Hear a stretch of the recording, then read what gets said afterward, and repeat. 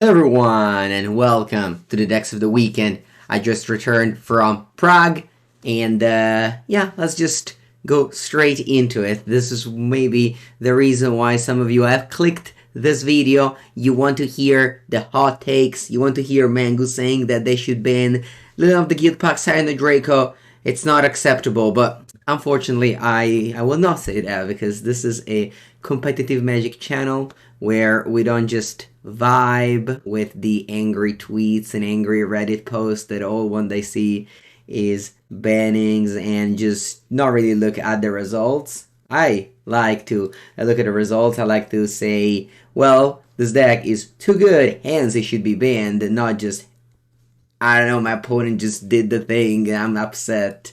Speaking of doing the thing, I played this deck at the LMS Prague. I didn't do well, in fact. I never really did the thing, which is, I guess, why I didn't do well. I'm gonna go get the deck. Me and Pivo, we both played the same deck. I went out early. Pivo, unfortunately, lost the winning in. He could have ID'd into day two, but unfortunately, you don't really know what to do there. You just kind of play and see how things go. But anyway, this was the deck that me and him settled on. It's the famous Blue Zoo that got popularized by Terrybad last week. We kind of made some changes very close to Murktide, the gameplay-wise as well. It's definitely a good deck. Although, while Zoo was the most popular deck at the event, it didn't do very well. There's one Leland Silent Draco deck in the top 8, and it's actually my deck for the weekend, is the Scum Zoo deck, a very wild one, you'll see it later. There's only 2 other Zoo deck in the top 16. These are the only 2 Leland Binding Silent Draco deck. The top 8 has 8 different archetype.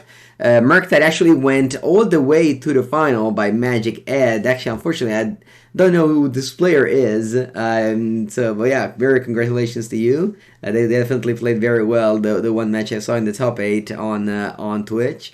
But mostly, congratulations to Raul Avoscan, who won the tournament with Amulet Titan. He's a player from Rome, and he also top 8'd in Barcelona, the LMS. These are very large tournaments. This one was 563 players. In Barcelona was like 700. So this is, and it was like a few months ago. So this is like incredible achievement by Raul. Definitely becoming one of the strongest Samuel Titan player at the moment. And by the way, he chose this Layer Stronghold Sun Home package. So yeah, returning to the line thing. It's a cool new thing. I'm so glad to showcase as the deck of the weekend. It's the new thing that's happening to Modern.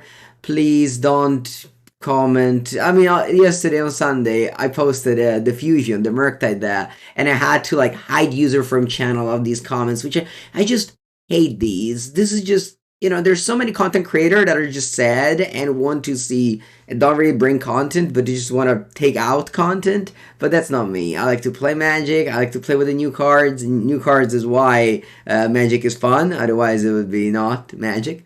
So yeah, very glad to see Leland of the Guild Pact and Sino Draco doing well. Again, this is the only one that made the top 8, and this deck is definitely not something usual. Let's mention the player again, Thomas Mokiards. Not easy for me to pronounce his surname. Hopefully I got it right. Anyway, yeah, they lost in the top 8, unfortunately, but a card that I've seen here, but I honestly have never seen so far in my life, it's Hit and Run. And I would say that you play for the hit part. Maybe this is a meta call, a little bit too aggressive, but I like it.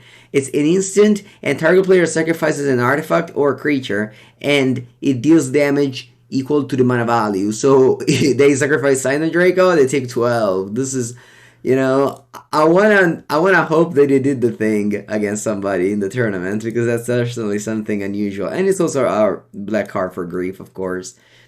Actually, while I was playing in the 2-2 bracket, I saw a player next to me while I was playing who opened on what's probably one of the strongest starts that you can do in this format, which is he revealed on the Guild Pact, he scammed Grief on turn 1, and then he went turn 2 Scion, and that was all in his 7 cards and he was against Zerk, the Yogmoth Master. So that was kind of funny to see the literal nuts happening. Again, I don't think you can craft a better hand. I mean, I'm sure there's some decks that can maybe win on turn 1, like like Neo brand or stuff like that, even in modern right now. But definitely an open like this is very, very good. And he was also on the play.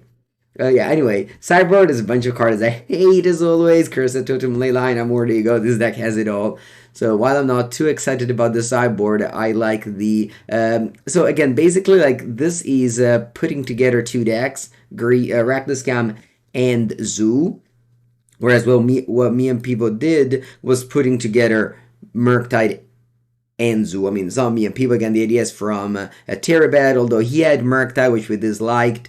Changed a few things here and there, but again, overall, that's his idea. We got top 4 to the showcase. And by the way, the showcase was won by Gore's Vengeance.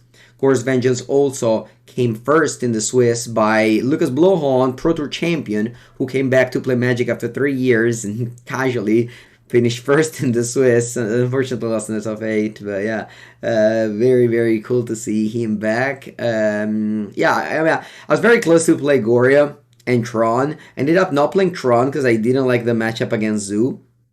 Speaking of that matchup against Zoo, Yawgmoth is one. There's very little Yawgmoth. This weekend, Zoo was the most popular deck, and Yawgmoth dies to Zoo, like loses to Zoo. So that's why Yawgmoth is not doing well, or didn't do well last weekend. I'm not going to say that that's going to be the case. I think that Yawgmoth is still going to be a very important, a big deal in Modern. It's just that, again, last weekend the matchup game was a little bit skewed. It was just like the first weekend after ban, so people didn't know too much what to play, and Zoo was like the deck of the week with everybody trying to jam Leyline and Cyan in the deck, so I think things will definitely change next week. Mono Black did very well also online with the versions without coffers, and in paper with 10th place and 12th place being Mono Black coffers. So this is something that, of course, this deck is very good against Zoo as always been. You have the Land Destruction, you have the removal spells, you have the Edict, so that's definitely one way to beat Zoo. Anyway, let's move on format. Once again, I want to repeat, please refrain from... any ban talk, especially of decks that aren't even particularly good. Thank you. And especially if they're new, because new cards are cool. Let's talk about Pauper. Last weekend, alongside with this event, there was also Paupergeddon, which was a 750 people tournament in Milan. Very sad to not being able to attend. Unfortunately, I can only be in one place at one time. And I did not attend. It was a 2-day event, 15 rounds of Swiss split in 2 days. And the winner after 18 rounds was Bragiotto, who's a seasoned and a very, very expert Pauper player, playing one of the hardest deck in the format, Blue-White Familiars. And now, if you follow Pauper, this is a deck forever. I mean, honestly, I started Pauper, 10 years ago, and this deck was there, still here, still very strong.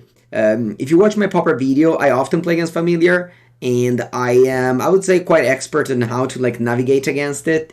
It's definitely a deck that can be very challenging to play against it for the first time. They have a lot of recursion, a lot of just way to gain card advantage, so you need to pace your threats. It's definitely not a deck that's easy to play against. The new addition to the deck is Murmuring Mystic, which gives the deck a faster way to win. I think he got 0 draws in the whole tournament, which is definitely something that used not to happen. You definitely used to get draws in the past with this deck. But with Murmuring Mystic, you actually don't only don't only gain infinite life with Godfather's Faithful, you also make infinite tokens, and then you attack. So that solves the problem. Online, you can still time out, but in paper, it's much easier now. Merchant's Scroll is a card that I've never seen before. I have to say, I didn't even know it was common. I guess it was common. I mean, it was printed twice, 8th edition and Origins.